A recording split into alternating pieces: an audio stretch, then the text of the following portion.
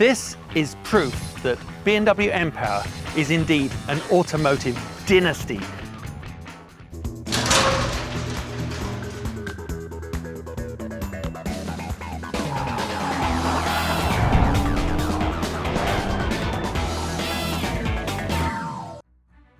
As you can see, I'm about to have a really good day. Only BMW have the confidence to bring along 4 generations of their World Championship race-winning cars as they put them alongside 4 generations of the iconic M3. These cars have brought driving pleasure to millions across the last 30 years here in the States. But what they do really is bring context to this BMW M3.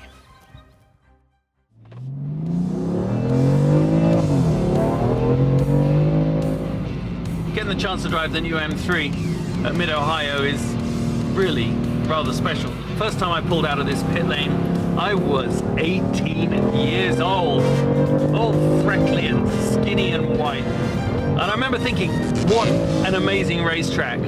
Obviously, I'd watched some of the incredible IndyCar battles here and the sports car races with my dad.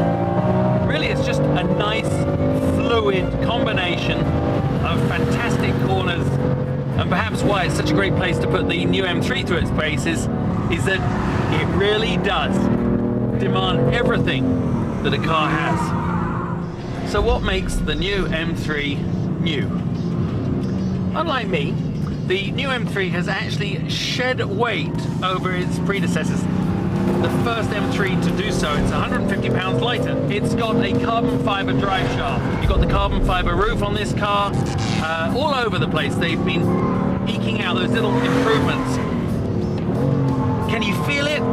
Well, I think you'd have to be one hell of a driver to be able to feel 150 pounds. But I think in combination with the technology, the wider stance of the car, everything, the aerodynamic package, everything that's going on, yes, you could say you feel that this, the new M3,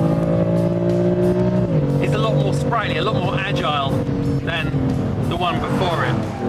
So I've obviously turned off every single nanny aid that I can on this M3, and using the central screen there, I actually preset my own M1 button here, which is pretty handy because in a flick of a switch, literally, I can turn it from a nice road car into a racetrack monster.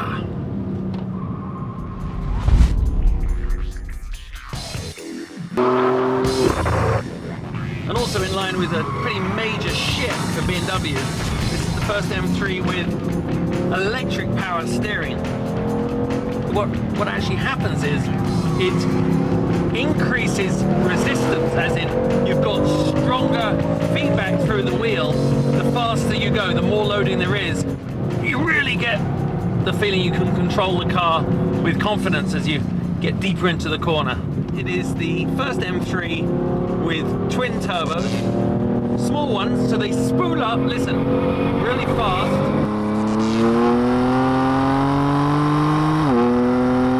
And in fact, the majority of the torque, 406 foot-pounds, comes in pretty low at about 1800 all the way up to 5000, at which point, really, the engine power takes over and it develops 425 horsepower.